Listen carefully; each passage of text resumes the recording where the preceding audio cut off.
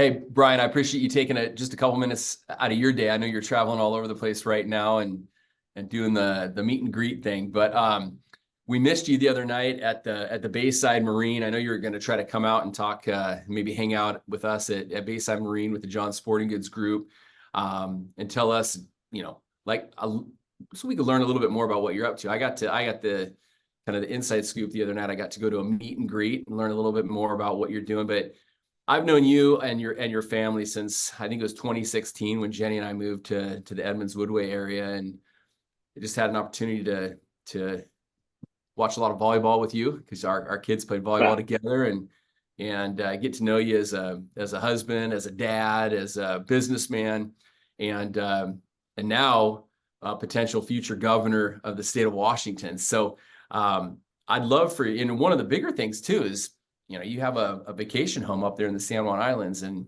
you're responsible for teaching me how to salmon fish up there in the beautiful San Juan Islands. And so I felt like this would be just an incredible opportunity. I got to learn more about what you're up to and more about why you're running. I think you're a first-class human. Like I said, I've had a front row seat to it, and got to know your son, and who's actually, I believe, in the Marines right now, right? One of the most first-class kids I've ever had a chance to meet. So anything I can do to support you and what you're up to is the whole goal here. But I'd love to just take a moment and have you talk and explain, what you're up to and some of the change that you'd love to bring to Washington, and go from there.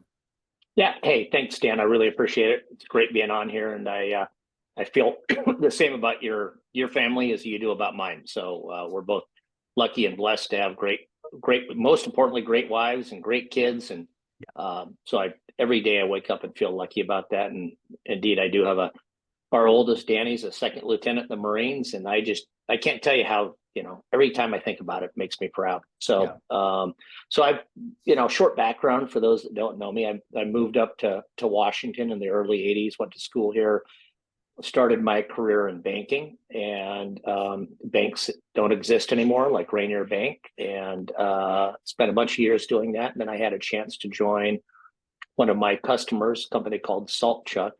I was a small part of the team that built it into the biggest company in the state, or biggest private company in the state of Washington. Big focus on the maritime industry and all sorts of other things. Foss is certainly one of their bigger brands out there that people would recognize, and retired out of that 4 or 5 years ago now, and since then have been investing in and am a small owner of a bunch of different companies with a great group of investors, and really, really boring businesses. Things like, I sell tractors, and I make tanks for septic tanks and water tanks and fuel tanks, and just really basic, boring businesses. And over the years I've been involved in politics a little bit, where I've supported both Republicans and Democrats, and been involved. I was on the city council in our little town that you and I both lived in, and I really had no desire, or no burning desire, to get into politics until some people started talking to me about it this year. And as I looked at the race, the Republicans and the Democrats seemed to just be retreating to the extremes on both sides. And as you look at the data, whether it's nationally or in our state, about 60% of the people, and you can argue whether it's 55 or 65, but some number like that, view themselves as independent or not necessarily affiliated with either party. And to me, it didn't look like any candidate was entering the race saying, hey, how do we bridge this gap? How do we govern from the middle for the middle? And that is what I decided to do. So I entered the race, and I have been working as hard as I've ever worked in my life, running around the state, meeting people, and trying to get the message across. And it's been a family effort where my wife and my kids are involved, and I'm proud to be doing it. Yeah, you're busy right now. I know you're all over the place right now.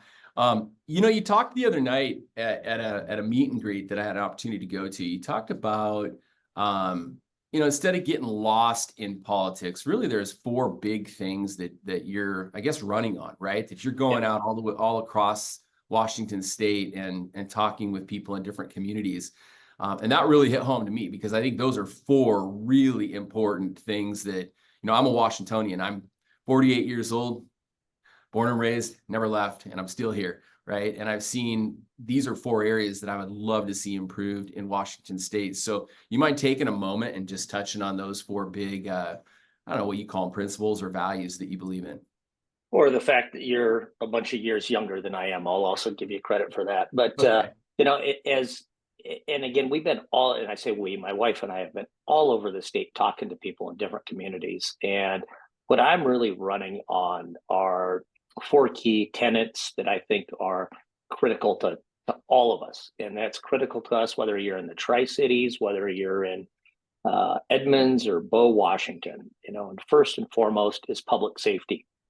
I think all of us agree that to have good communities and to have a place where we feel good about raising our kids, the public needs to feel safe on the streets. That correlates to businesses as well. You can't run a business if you're worried about the safety or theft. It's a problem. So we need to do a much better job. The state of Washington has got the fewest law enforcement officers per capita of any state in the country, which was a statistic that I learned as I entered this process. And it was one that frankly really surprised me. We need to do a much better job. We need to address the homeless challenges, which is a really complicated issue.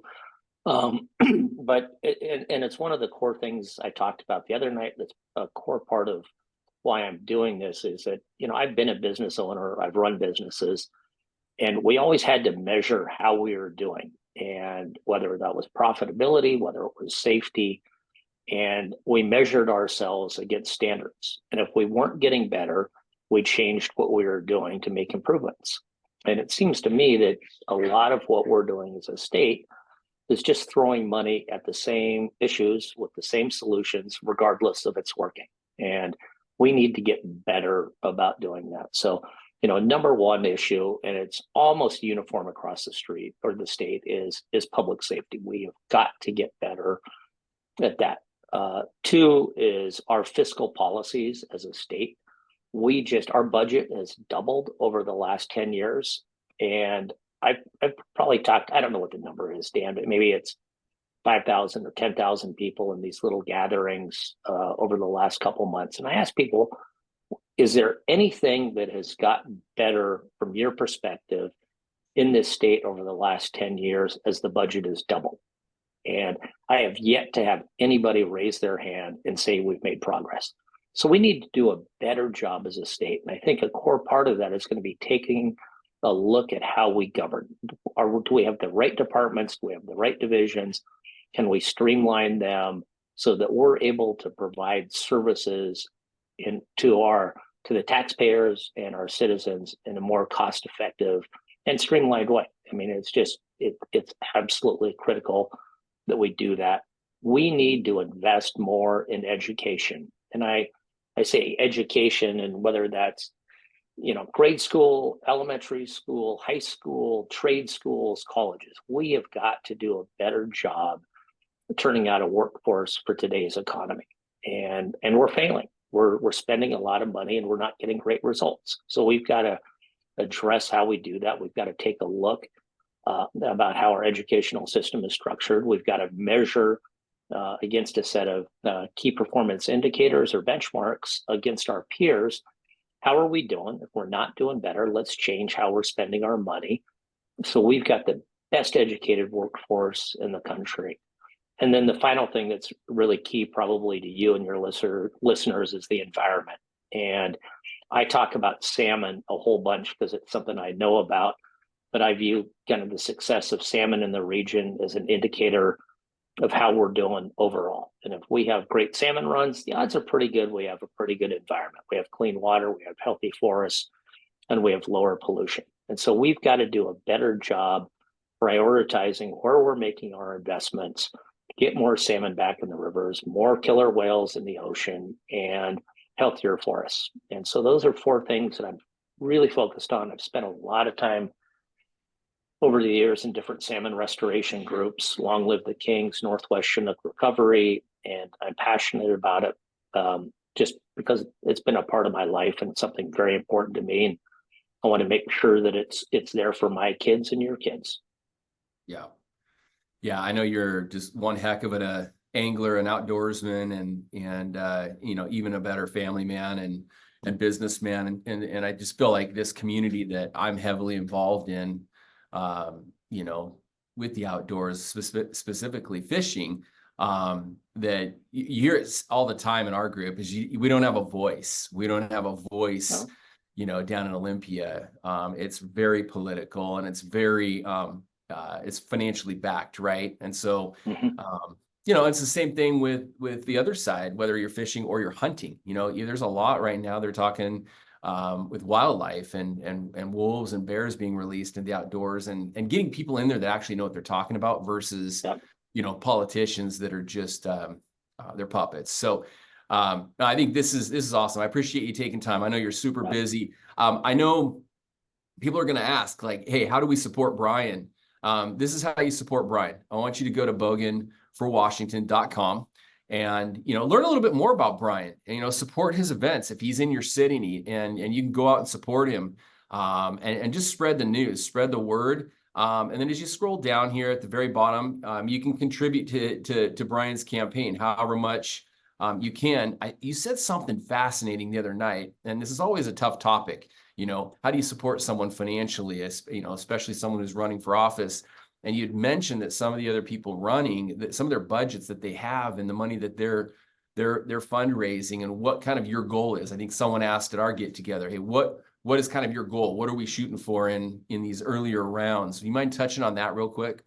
Yeah, I mean, the goal simply is that we need to get into the next round. The state of Washington is a top 2 primary. There's 28 people that have filed for governor, and 2 of us get through.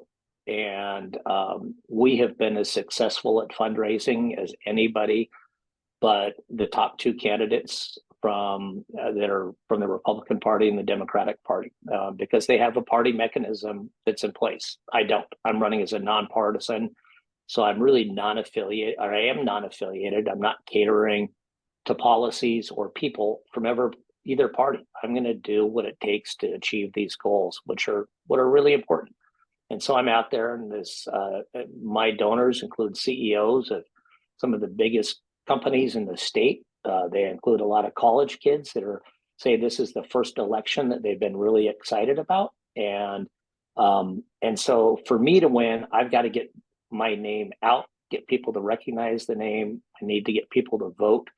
And I need to have people say, hey, would you reach out and talk to our group of friends? The primary is August 6th, so there's not a lot of time left. And so it's just, I am doing everything I can, bouncing across the state, talking to anybody and everybody. And if you've got any questions, have your folks email the campaign, and I promise to get back to them. Yeah. And go to his website, Bogen for Washington. You can learn more, but I wanted to show you guys what I'll be wearing. Be wearing my Bogen hat out fishing this weekend or this next week. Awesome. I'll be in San Juan supporting you. So that is awesome. It should be it should be an amazing opener.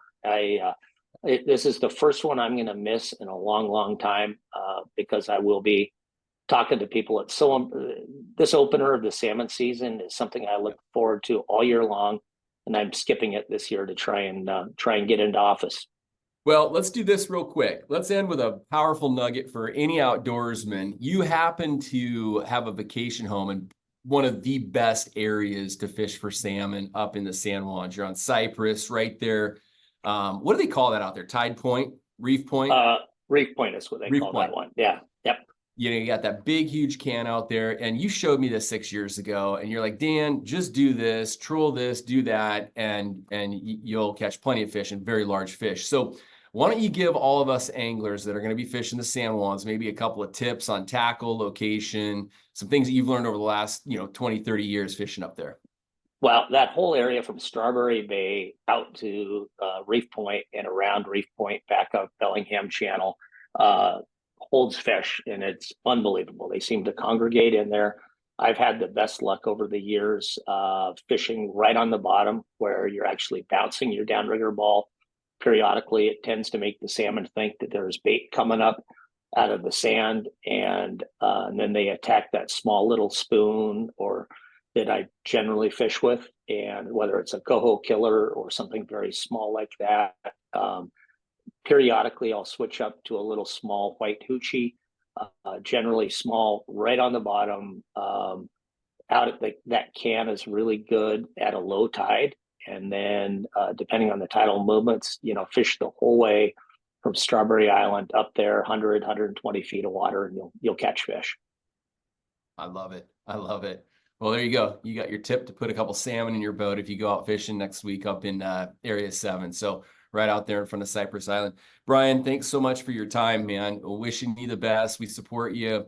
And I don't know if there could be a better guy that I know that could actually go and compete in Washington and make a change for us. So appreciate you, man, and go get them. Thank you. I appreciate it, and good luck at the opener. All right. Thanks, Brian. Okay. Bye. Okay.